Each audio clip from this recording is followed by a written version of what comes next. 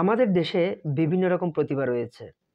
আমরা অনেক সময় দেখি বিভিন্ন শিল্পীকে অনুকরণ করছে, কণ্ঠ নকল করছে অথবা বিভিন্ন নায়কের ডায়লগ বা বিভিন্ন ভিলেনের ডায়লগকে কপি করছে, অনুকরণ করছে। আমরা সেগুলো দেখি, উৎসাহিত করি, সে সকল প্রতিভার প্রশংসা করি। কিন্তু আজকে দেখাবো একজন ব্যতিক্রম মানুষকে, যিনি কিনা 50-এর অধিক বিভিন্ন বক্তার অনুকরণ করতে পারে। চলুন আমরা সরাসরি দেখে আসি সে ভিডিওটি। আল্লাহু আকবার, লিল্লাহে তাকবীর।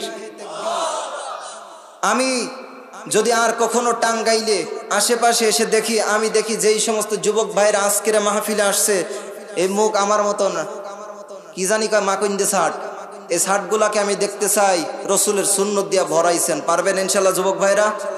আমার আবার কইেন না যে হুজুর আপনার দাড়ি কই। আমার দাড়ি ওঠে না ভাই, কি করবো কয়। আমারে কয় যে হুজুর কয় আপনার বয়স কত? বয়স মাত্র 25। হ্যাঁ, বিয়ে শাদী করছি, মাত্র একটা মেয়ে হয়েছে, 2.5 বছর। এতে কি দাড়ি ওঠে? অনেক যুবক ভাইরা আছে যে দাড়ির জ্বালাই সে একেবারে সে মুখ দেখা যায় না। আর আমার দাড়ি নেই। যে মুফতি আমির হামজা একটা কথা বলে যে আমাকে একজন প্রশ্ন করেছে, ভাই আপনার দাড়ি ওঠে না কেন? আপনি তো পিছে হুজুর। আমি বললাম চিন্তা করার দরকার নেই, আমার পরিবারের ভিতরে সবচেয়ে বড় দাড়ি আমার। আমারে বলে বাচ্চা হুজুর, আমার নিজেরই একটা বাচ্চা আছে। এই কথা বলে না কেন? এটা কার সুর? চেনেন না রে? আরে ভাই ইনারে যে না জানবে সে আর মানুষ হয় কি করে? নামে লিয়ার কি করিস আবার, মনে করেন না সত্যি সত্যি না। মানুষ যদি না হয় তাহলে তো সে কাকতারুয়া হয়ে গেল। সম্মানিত ভাইরা, 5টা কণ্ঠ শোনাবো আজকে। আচ্ছা, সে বাড়াই দেব।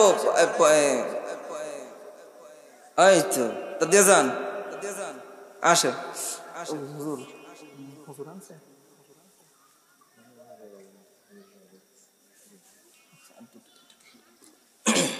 সম্মানিত উপস্থিতি, আসলে আমাদের অন্য একরকম একটা প্ল্যান আছে, যেটা মাহফিল কমিটি আমার, বিশেষ করে আমাদের হাফেজ সাহেব হুজুর, যেহেতু আমাকে আনছে আকর্ষণ হিসেবে, এখন যদি সব ঘুরায় যায় তাহলে এই শ্রোতা উঠে যাবে গা অনেকেই। কারণ অনেকেই আসছে, একজন আমার একটু আগে দেখা করে বলছে, হুজুর বহু কষ্ট করে আসছে, আপনার খুব ভক্ত হুজুর, আপনার ভিডিও বারবার দেখি, সরাসরি একবার হয় কিনা তাই দেখতে আসলাম। এরকম অনেক ভাইরা দেখতে আসছে। তো আমি আবার অবশ্যই স্টেজে আসবো, তার আগে আমি আর 2-1টা কণ্ঠ আপনাদেরকে শোনাইতে চাচ্ছি। বলেন কার সুর শুনবেন? আপনারা বলেন। আব্দুল খালেক শরীয়তপুরি। আচ্ছা, আমি আব্দুল খালেক শরীয়তপুরি একটু টান দিতেছি। মুসলমান ভাইরা আমার, খুব খেয়াল করে কথাগুলো শুনবেন। ও বন্ধু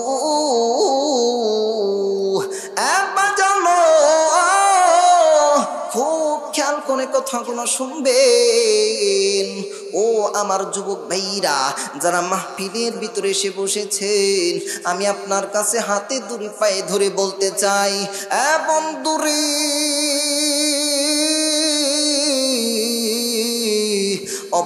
অবশ্যই সুর শুনে শুধু মজা নিবেন তেমনটা হবে না।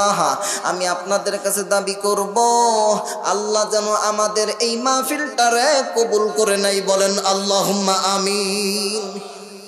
এইবার কাটটা শুনবেন, বলেন কুয়াকাটা। আচ্ছা, ওই তো ও পেছনতে আসে, তারপরে আপনার এটা শোনাবো। আজহারি সাহেব হুজুর, তিনি আমাদের বর্তমান দেশে নাই, কিন্তু তিনি আজও পর্যন্ত আমাদের যুবক ভাইদের কলিজা স্পর্শ করে রেখেছে, ঠিক কিনা বলেন?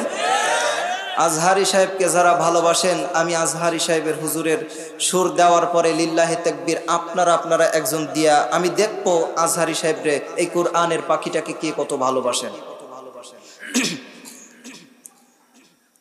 ও যুবক ভাইরা শোনো শোনো, আজ ধরো আমি বাংলাদেশে নাই, আমি এদেশ থেকে চলে গিয়েছি, কিন্তু তোমাদের ভালোবাসা আমাকে কাঁদায়, তোমাদের ভালোবাসা আমার 24টা ঘন্টা কাঁদায়।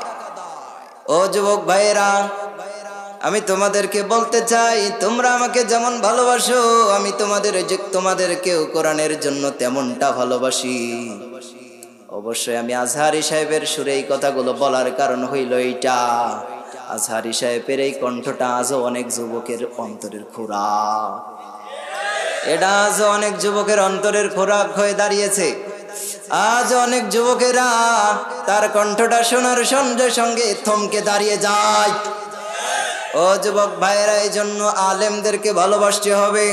শুধু আজহারি নয়, শুধু আমির হামজা নয়, শুধু হাফিজুর রহমান সিদ্দিকী নয়, আর বিশেষ করে আমি আপনাদেরকে জানাতে চাই, শুধু সুর শুনা আনন্দ নিলে হবে না।